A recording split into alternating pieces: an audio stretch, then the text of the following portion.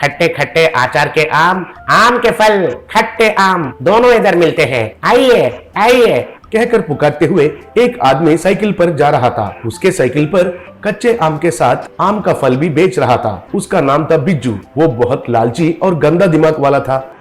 खरीदने वालों को सड़ा हुआ आम के फल देकर बेकार के बातें कहकर ज्यादा पैसे लेता था। उसको लक्ष्मी नाम की बीवी और एक बेटा और बेटी थे।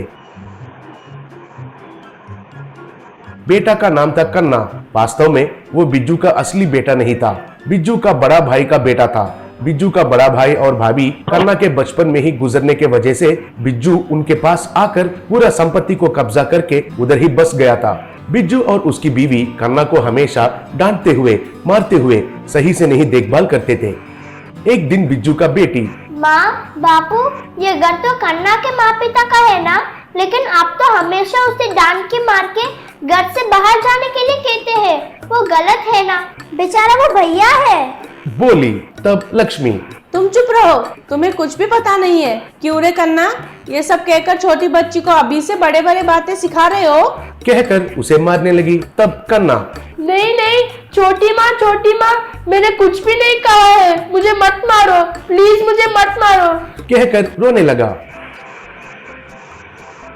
एक दिन लक्ष्मी, अरे कन्ना, मेरा पति हर रोज धूप में आम बेचकर इतना मेहनत कर रहा है और तुम तो आराम से घर में बैठकर खा रहे हो। अब से ये कुछ भी नहीं चलेगा। आज से तुमको ही जाकर आम बेचकर पैसा लाकर देना होगा। एक आम को भी बेचे बिना वापस लाए तो तुम्हारा पिटाई करूंगी, बोली। तब कन्ना, माँ मुझे आम बेचना नहीं आता है, फिर भी सब आम बिक्री नहीं होंगे ना माँ, कहा। तब बिज्जू, बेचना ही पड़ेगा, नहीं तो तुम्हें खाना नहीं मिलेगा, कहा।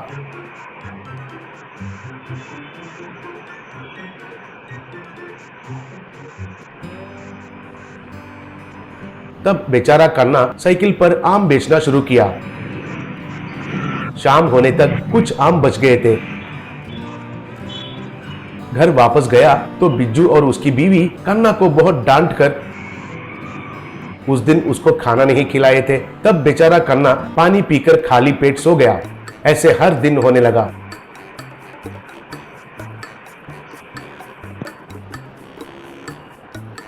एक दिन फिर से उसके पास आम बच गए। तब कन्ना, ऐसा है तो मुझे खाना नहीं मिलेगा, हे भगवान मुझे बहुत भूख लग रहा है, कहकर रोने लगा। तभी वहां पर एक आदमी आया। वो आदमी, बेटा मुझे तुम्हारे पास जो आम है वो सब चाहिए, कहकर पूछा। तब कन्ना बहुत खुश होकर, सब आम चाहिए, अरे वाह, आज मुझे अच्छा सौदा मिला है, आज मुझे खाना मिलेगा, ठीक है ले लीजिए, कहकर खुश हुआ।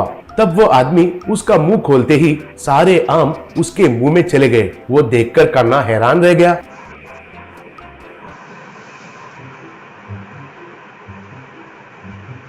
इतने में वो आदमी एक राक्षस जैसा बदल गया।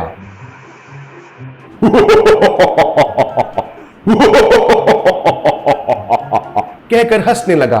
तब कन्ना और भी घबरा गया। अरे बाप रे, राक्षस जी, मुझे कुछ मत कीजिए, कहा। तब वो राक्षस, तुम्हें कुछ नहीं करूंगा रे बालक, घबराओ मत, तुम्हारे बारे में मुझे सब कुछ पता है। तुम्हें देने के लिए मेरे पास पैसे तो नहीं है, लेकिन अगर मेरे साथ आओगे तो तुम्हें ढेर सारा सोना देता हूँ। चलो चलो जाते हैं, कहा। तब कन्ना मान लिया। ऐसे कन्ना को वो राक्षस एक पुराना कुएं के पास लेकर गया। तब राक्षस, कन्ना, इस कुएं में ढेर सारा सोना है, लेकिन तुमको उसमें खाली एक ही सोना का पेटी को लेना होगा। ज्यादा लिया तो मुझे गुस्सा आता है, समझ में आया है ना? कहकर गायब हो गया।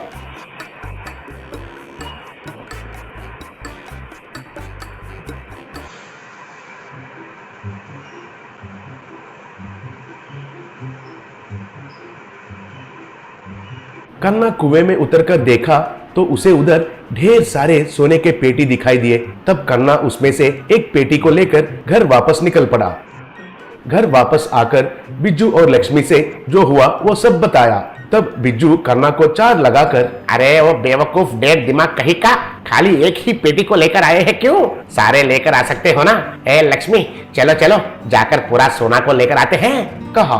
तब कन्ना, नहीं पापा नहीं, वो राक्षस तो केवल एक ही पेटी लेने के लिए कहा था, नहीं तो उसको गुस्सा आएगा।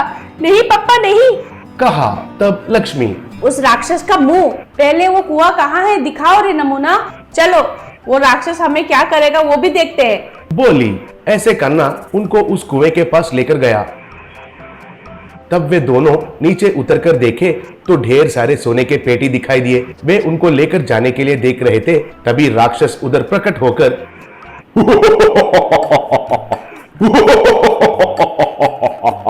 कहकर हंसने लगा।